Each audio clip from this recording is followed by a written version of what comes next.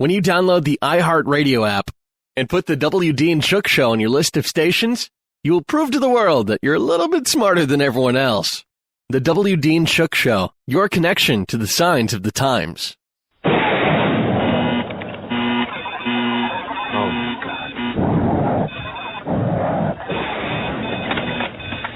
Mr. President, we have a national emergency. This is one of the things that we can shoot first and ask questions later. Normally you can't do that. All of a sudden these trees started moving out of the way. They parted for me. And then I came out into this opening, and there where I saw Jesus Christ.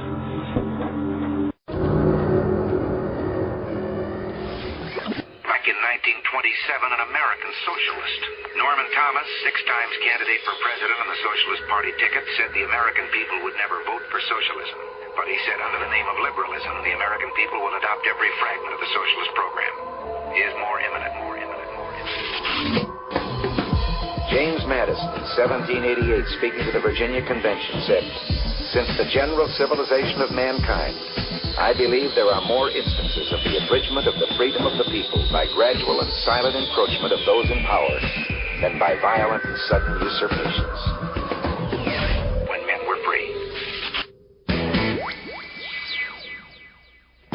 Broadcasting live from a secret location buried deep below the earth, you're about to make a connection to the signs of the times. WD and Shook is live on the air right now. And welcome to End Time News. I am your host, WD and Shook, and this is a special election edition.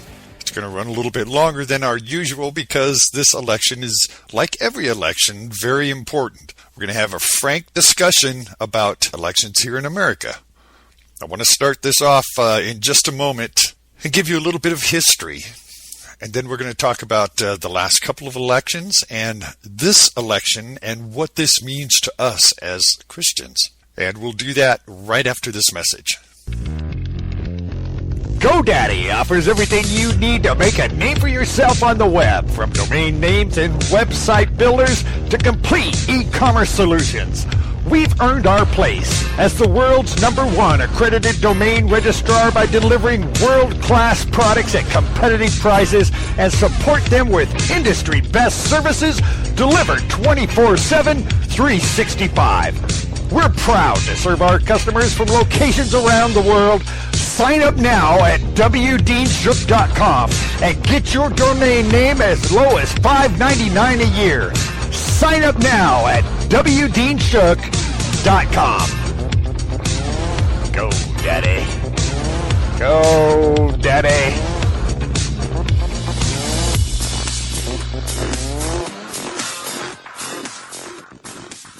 Do you think the media is biased?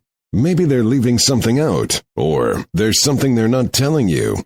Now, you have a source for the truth in the news. WD and Shook, End Time News. Your connection to the signs of the times. Polls showed that only 24% of Americans said you should raise the debt limit to avoid an economic catastrophe. There are still 69% who oppose raising the debt limit. So isn't the problem that you and others have failed to convince the American people that we have a crisis here? And how are you going to change that? Let me distinguish between professional politicians and the public at large. The public is not paying close attention to the ins and outs of how a treasury auction goes. They shouldn't. They're worrying about their family. They're worrying about their jobs. They're worrying about their neighborhood. They've got a lot of other things on their plate. All right. Well, I hope you have your thinking caps on. You know, back in about 1500 BC, on the island of Crete, we were blessed with one of the world's most famous and most important inventions known to this very day. That's the plumber's helper. Now, it's true that this plumber's helper has changed a little bit over the centuries, but it still does the same thing today that it did 3,500 years ago, which just goes to show that some things can change a little bit, but still remain the same. And I want you to keep this in mind, because this is going to come up through our discussion. So let's look at a little bit of history. When this country was founded, and we, as a startup nation, began elections of our officials, our founding fathers were able to see some problems with the truly democratic election, where the popular vote decided the elections. Cities and states with the largest population would be the ones who would decide the elections, and the less populated states' votes would be drowned out by the large states. So understanding that because our country at the time is being set up as a constitutional republic and not a true democracy, the elections would have to fall in the same line, hence the Electoral College. Now, while the Electoral College is a fair distribution of votes equally from all states, no matter their size, it's still open to problems. Cities, counties, state, and federal elections are not immune from fraud. You know, the United States presidential election of 1876, this was the 23rd presidential election. It was held on Tuesday, November 7th, 1876. It was one of the most contentious and controversial presidential elections in American history. The result of this election remains among the most disputed ever.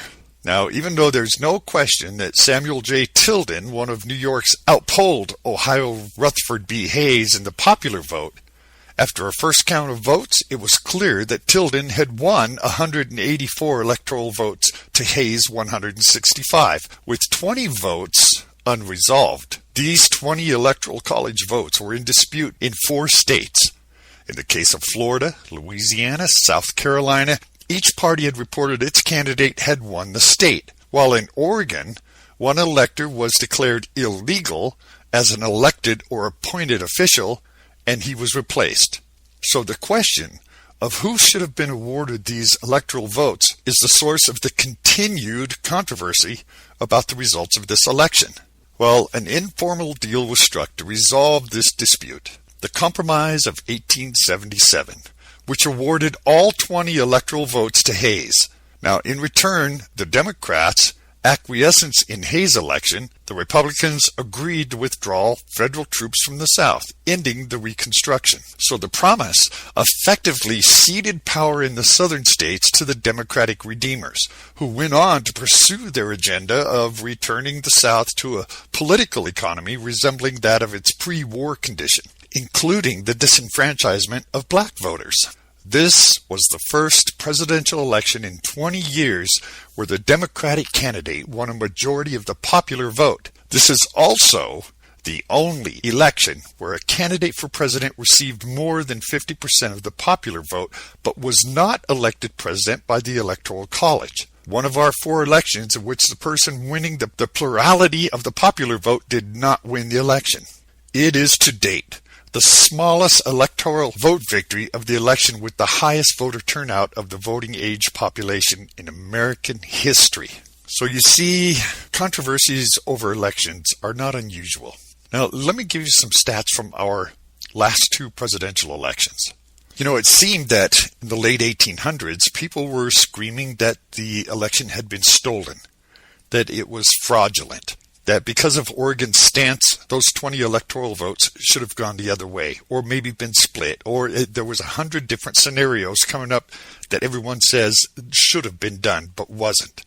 So they're saying it was a fraudulent election, that it was stolen. Well, let's look at the last couple presidential elections. Writer Daniel Greenfield posted in the 2008 election that half of the Democratic ground game is voter turnout. The other half is voter fraud. He went on to say voter ID would make an impact on this game, but that it would be just like the return of segregation.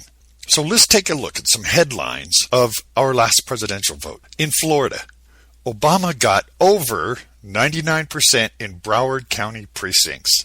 99%. Here's another one. What luck.